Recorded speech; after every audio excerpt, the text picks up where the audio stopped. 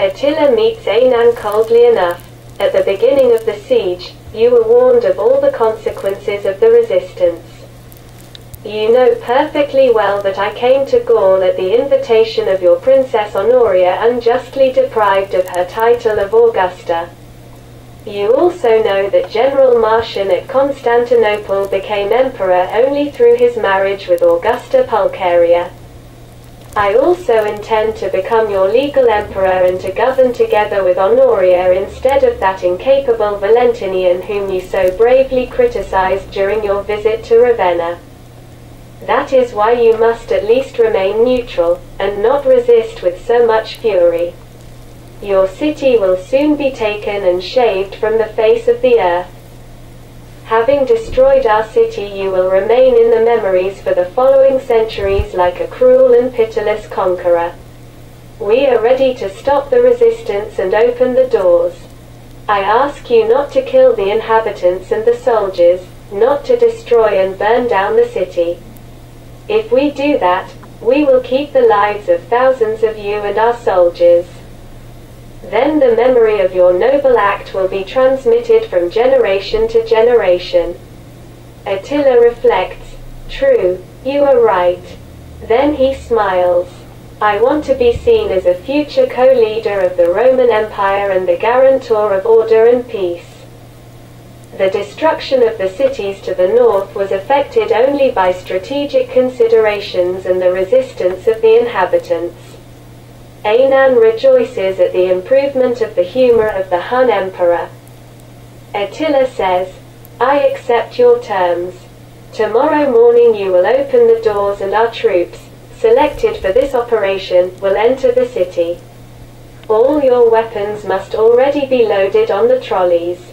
Our experienced warriors, having served several years in Gaul and well acquainted with Roman customs and life, will visit all the houses and confiscate jewels and other valuables.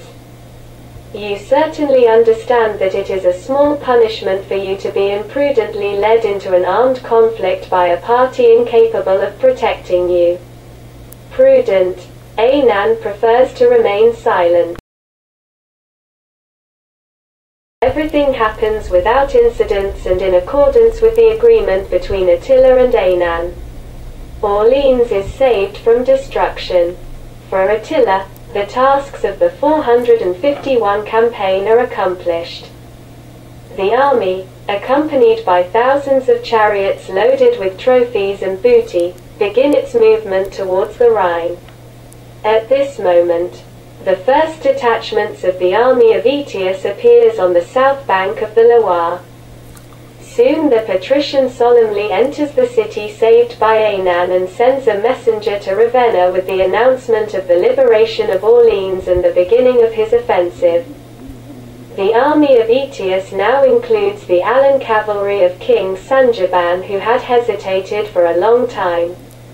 The detachments of the Bretons and the Bigaudis arrived at Orleans. A week later, Aetius, with his augmented army, begin his movement towards the city of Troyes.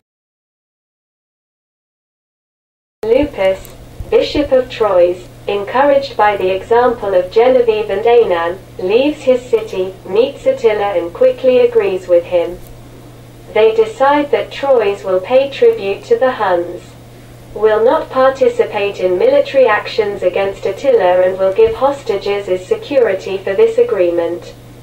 Lupus is ready to become one of the hostages himself in order to save the city dwellers. But the Hun emperor releases the old bishop after a friendly conversation. The inhabitants of Troyes perceived their rescue as a great miracle, and Lupus, like Anan in Orleans and Genevieve in Paris, begin to be perceived as a living protector saint of his city. The Hun army crosses the Seine and advances by a Roman road towards the town of Chalons and enters the Catalaunian fields. Attila is eager to see his warriors rested and his cavalry. He quickly reaches the main camp at the site of the fusion of the Marne and the Ornain. The German infantry remains behind without protection of the cavalry. the troops of Aetius following them and not having disturbed them until then, so all are quite careless. The troops of the Gepids king Arderic linger in the peninsula formed by the Seine and the Ober to rest 2 days in this place, protected by water on 2 sides. Arderic is even pleased with the departure of the Huns horsemen, since Attila has become more authoritarian lately and the Gepid king begins to bear badly his position as a vassal. He is now for 2 days the absolute master, alone with his warriors. On the hills on the other side of the Seine, the Romans also entrench themselves in a camp. Their fortifications show that these tremblers will not disturb them. He understands Attila's ideas perfectly, but if he is so authoritarian, what will happen after him? His sons Elik and Dengizik behave haughtily with the vassals. It is true that there is also the young Gearzim, the son of Attila and his sister, Gepid princess. Arderic expected much from this marriage. But Attila only loved Keriko and after her death appeared Princess Honoria. Now the Hun emperor thinks only of this ancient Augusta. For the Gepid princess there is almost no hope of becoming the Hun empress. On the occasion of the successful completion of this military campaign, Attila is organizing a great fête du soleil. Looking at the war games, General Beric says to Attila, "The horsemen have rested well. During the course of this campaign we suffered few losses. The last 2 months have passed without battles. The horsemen would now like to finish the campaign with a great battle on these fields to tell their exploits." Attila agrees with this idea. "I thought so too, but waited for someone to propose it. It will be good to beat Aetius. In any case, a battle on this vast plain presents no danger to our cavalry. We shall see what these miserable Romans are still capable of." He looks at Orestes, wonders. Edecon and his sons at his side. "We will shake the imagination of the people by a gigantic battle. But our losses must be minimal. This is only the first year of the war." A shaman, who accompanies him, says, "I saw this battle in a dream.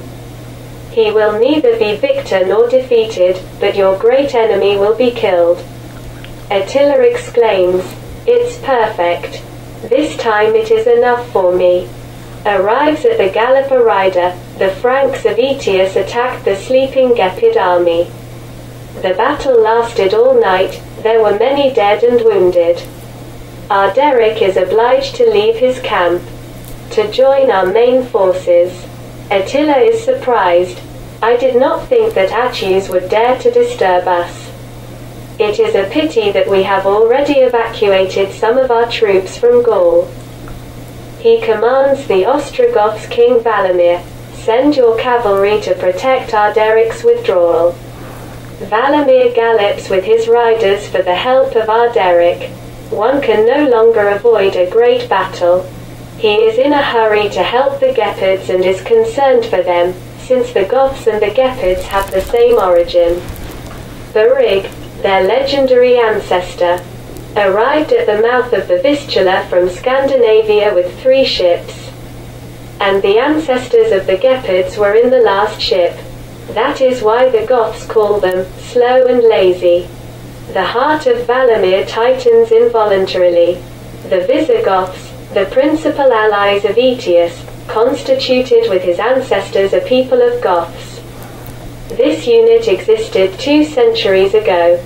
But soon the Ostrogoths and the Visigoths will have to fight against each other. But who is guilty of this painful situation? Valamir belongs to the royal family Amales. Family of heroes descended from the Scandinavian god of war, Goth, of which a great-grandson was their legendary ancestor Amali. While the Visigothic king Theodoric belonged to a noble but less prestigious family, the Balts, which means bold. The Ostrogoths continues to live on the land of their ancestors. Submitted to the Huns after a worthy resistance, They participated with them in the victorious wars, and gradually obtained a large autonomy.